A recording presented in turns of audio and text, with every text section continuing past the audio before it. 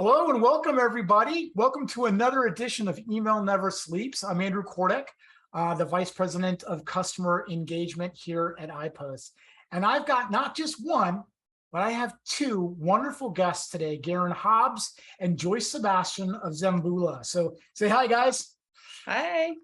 Hi. So I want to throw it to you, Garin, to just do a quick introduction of who Zembula is, and then Joyce, just a little bit about yourself as well. So Garin, floor is yours. Thanks, Andrew. First, I want to thanks for having us. Find ourselves in August company here. Chris Donald, Jennifer Swafford, Al Iverson, all his past guests. So definitely feeling the pressure of having to follow those fantastic acts. For those of you I haven't met prior, my name is Garin Hobbs. I'm the Senior Vice President of Customer Success and Strategy at Zembula, where we focus on performative personalization automated through email and mobile messages, allowing you to deliver those individualized experiences attuned to every stage of the customer funnel at every touch without any work. I've been in the industry for a little over 20 some odd years, roles agency side, brand side, provider side, and I use that combined experiences to put our unique capabilities in direct alignment of our customers' primary desired areas of business impact. And of course, I couldn't do that without all of our colleagues over here, and I'm lucky enough to be joined by one of them today, Joyce Sebastian. Joyce, love for you to introduce yourself. Yeah, hi guys. I'm Joyce Sebastian. I'm a sales director here at Zembula. And, I've got a huge passion for email. Have had that for quite some time. I was an early pioneer working for an email service provider called Email Labs back in the day. Wow. So I was actually employee number 15. So, I love helping marketers create, engaging emails that delight their customers, and I think that's the goal that we want to achieve here at Zembula, is delighting your customers in the inbox. That's great. And so we all three have combined a lot of experience, but today's topic is really interesting. And I'm so glad that we're able to chat it with you guys today. It's called loyalty emails that work. And for those of us that work and have worked across the landscape, inevitably you run across companies that have loyalty programs. And, I've been involved in the loyalty industry. I've been involved in loyalty email marketing, and it's a little bit different than that of the standard email marketing. And Garin, I'd love to kind of start it out with you, right? When we start talking about the topic of loyalty emails that work, what do you mean? What does that mean in your world? Yeah, it's a great question. In fact, you're right. We're seeing loyalty programs more and more these days with, retail e-commerce marketers. In fact, I'd say the exception now are brands that don't have them. They can be an incredible driver of engagement and value. In fact, I have one customer I probably shouldn't name, who probably derives 40 to 50% of their revenue from their loyalty program. So it can be incredibly lucrative, incredibly powerful. But as we all know, it comes down to getting it right.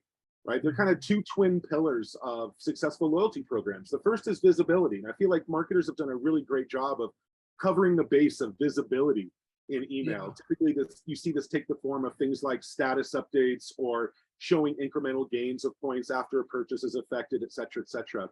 But, its handmaiden is participation. And driving participation, I think, is still an area where there's a lot of opportunity to make some ground in brand marketing. What I mean by participation is actually compelling customers to put fingers on mouse, hands on keyboard, and follow through to a call to action. There's a lot that goes behind that. It's a lot more complicated than we think. And there are a number of sort of tips and best practices that we've found are very helpful in driving our customers' loyalty programs forward in email. What do you think of that number one best practice would be, Joyce? Is there something that you have in mind that would be a best practice? Visibility. I think your loyalty programs need to be visible from the get-go, from that initial welcome series. It's identify how many points that from a individual perspective, like how many points do you have? What do these points, what can they redeem? Follow on social media and earn more points, or refer friends and earn more points. So there's a lot that you could do in terms of visibility with these loyalty programs.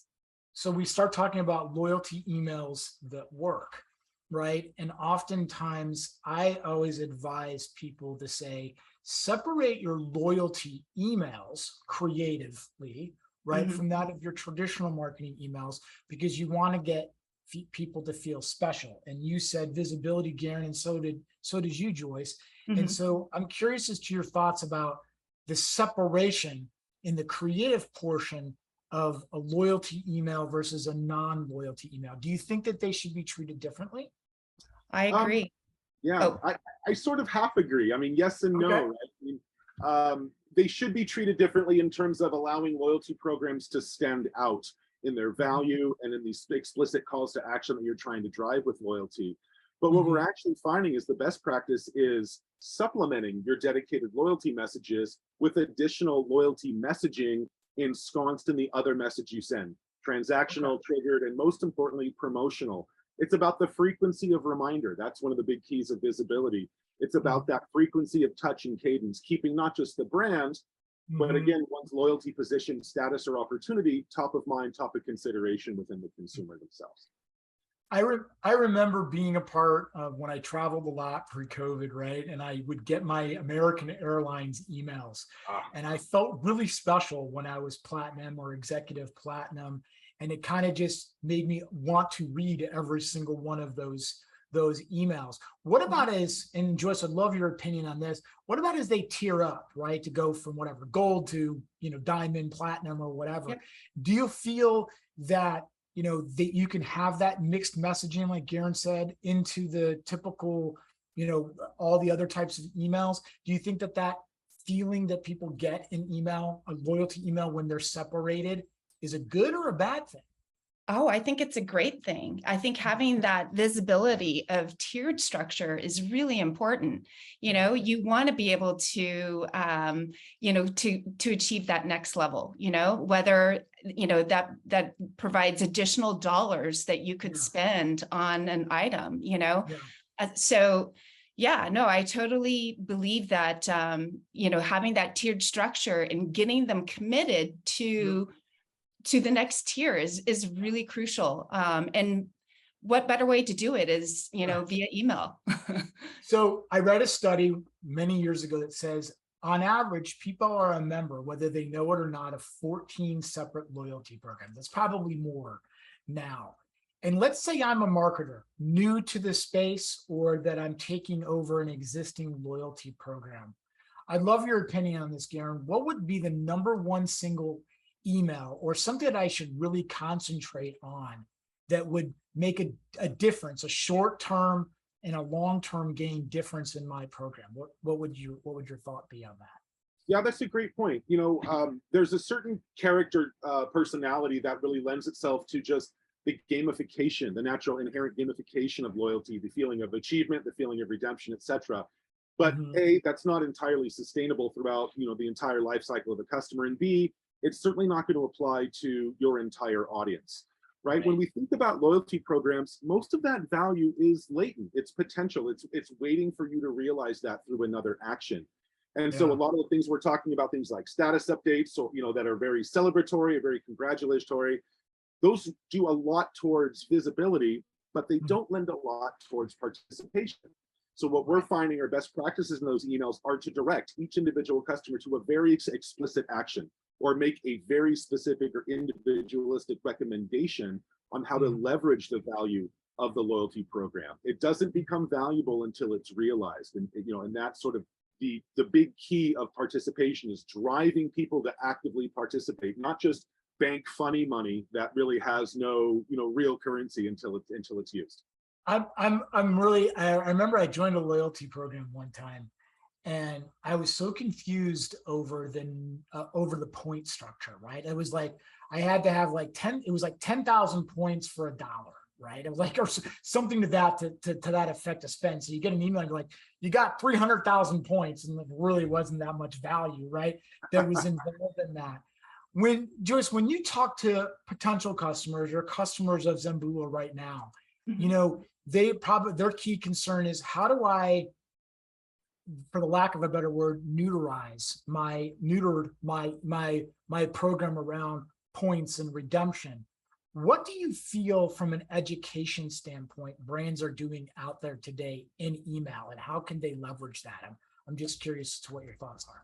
Yeah, I think it's really crucial. Once an individual joins your loyalty program, that next automated email should spell out what your loyalty program consists of, Right, right. and then, and then thereafter, hey, follow us on social and redeem and get an additional 250 points.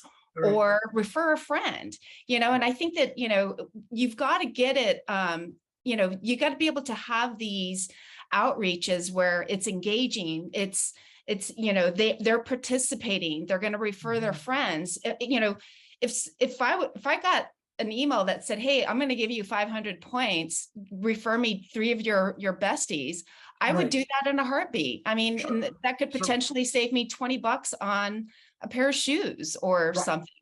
Exactly.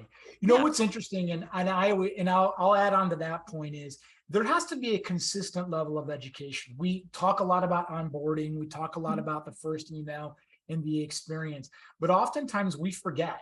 Other than like somebody that's into airline miles, I know if I fly, I get miles and stuff, but there's also ways of educating them of how they can continue with their loyalty program, because people are involved in so many loyalty programs. So I think consistent education, not only, Garin, like you said, perhaps the traditional marketing emails or the triggered emails or whatever, to get that visibility, to get that participation, to say, oh, wow, if I spend extra money here, I'm going to get extra points here, right? Like from my loyalty card. Now, I want to switch subjects for a second, because loyalty in hospitality is much different than that of loyalty in retail, right? Yes. Retail, it's the accumulation of points. Hospitality, it's kind of the accumulation of points, but it's more, hey, how can you get free vacations, or how can you get free nights at hotels? What do you, Garin, if you had to pick one of those two, right? What would you say is an overarching theme that they should stay within their loyalty program? So pick travel or pick retail, and tell me what you think a loyalty email really works based off of what you've seen at Zambula. Yeah, that's a great question. And I would say they're almost the same, ironically, in the approach. And that's really, again, comes back to that explicit recommendation, but more importantly, tying loyalty participation to other events. Like in a retail scenario, for example, abandoned cart, right? There's usually a conscious reason why someone left something behind in the cart. Those top 5 drivers, usually things like total final costs, shipping delays, things of that nature. But the top one is that total final costs.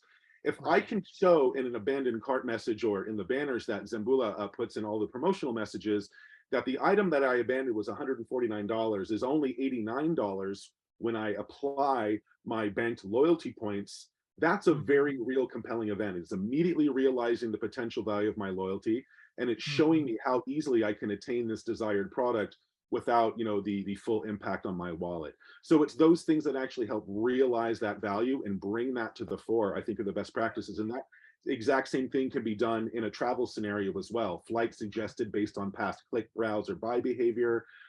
Stay recommendations, free upgrades. If they see that, for example, Hilton knows that I usually call and try and upgrade my my room, the night before. So what a great thing for them to be able to anticipate that and offer me that upgrade based on the points I have available.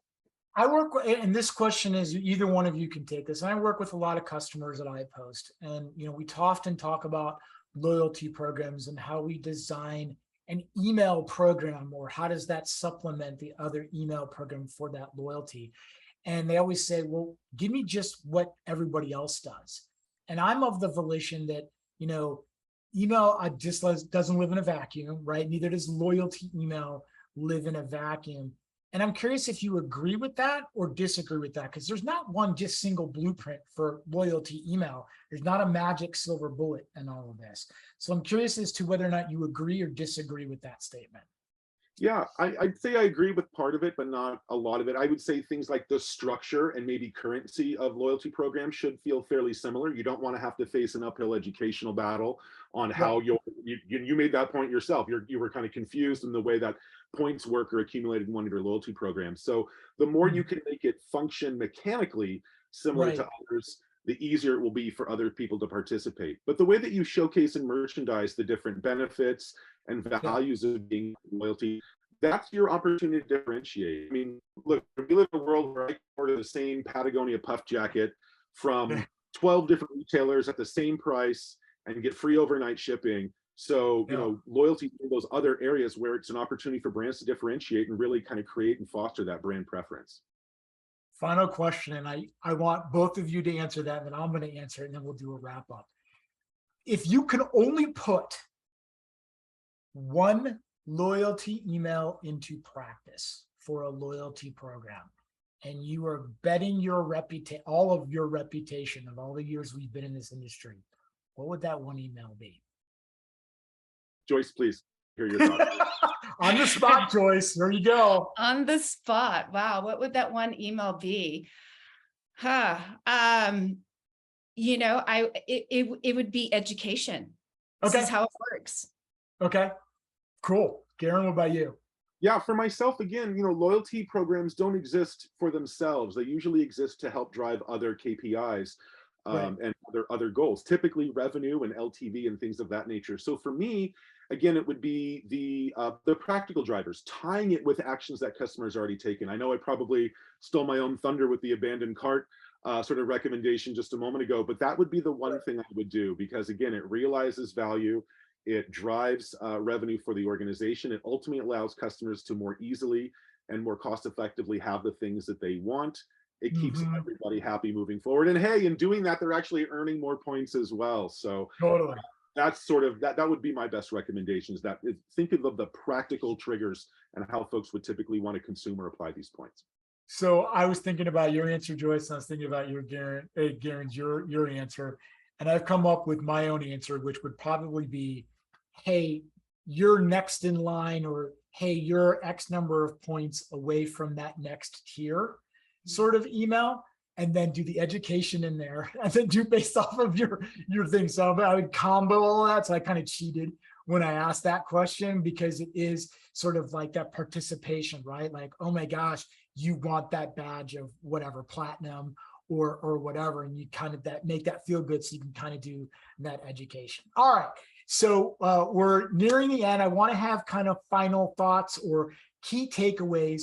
If you were to have a captive audience, which hopefully we do here, right? Garin, what would be your, I think, Garin, you're going to say the key takeaways. What's your key takeaways that you'd want to give somebody who's listening to this vidcast?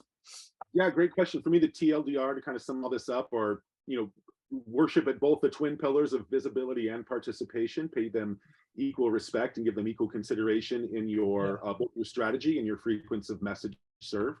Remember, loyalty points, they're not a thing. They serve the larger thing, and they all have only a latent value until they're redeemed. So what we really want to be doing is making explicit recommendations and direction to actions to help folks realize the potential value that they've banked in their loyalty program. And the last is combine loyalty data with other customer actions, things like abandoned cart, abandoned browse. Joyce gave a great suggestion earlier. When you think about welcome and onboarding, you know, customer intent is usually very high. Brand fidelity is usually very high. So it's a great place to use loyalty to drive folks to other expansion actions, such as joining SMS, like, follow, comment on social, filling out customer profiles and letting us know more about you, et cetera, et cetera, et cetera. Use them to drive your own purposes. Don't let your loyalty programs exist simply for the points. That's such an excellent point, Garin, and I agree with all of them. I'll leave everybody with this final thoughts and a key takeaway is that people are loyal to brands. You're right, not just because of the points or what I get out of it, but they want to have or feel a connection to the brand, right? In today's day and age, we are very focused, hyper-focused, not just on what we can get out of it, but what they can give to us or what they're doing to satisfy our immediate personal needs. And so I would always say is loyalty, a program, yes, is centered sometimes around what you can give them, but it's also centered around them wanting to be loyal to the brand, not just the points, not just what they can give. And so the ability for you to take your loyalty program and invoke excitement for people that aren't a part of it by talking about your corporate brand and the things that you do, your stewardship, your giving back. And part of that is about your loyalty program as well. We didn't talk about that, but I think that's something that's a key takeaway for all of our marketers here. So, you know, I again want to thank you, Joyce, for joining. Garin, thank you so much for joining. Definitely check out Zembula.com. They do some wonderful stuff.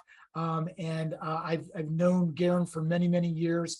So do check them out. Again, Andrew Kordek with iPost. Email does never sleep. And I wanted to thank all of you for your prompt attention today. And if you have any questions, feel free to find us on LinkedIn. We're always there. So thank you again, everybody. Take care. Thank you.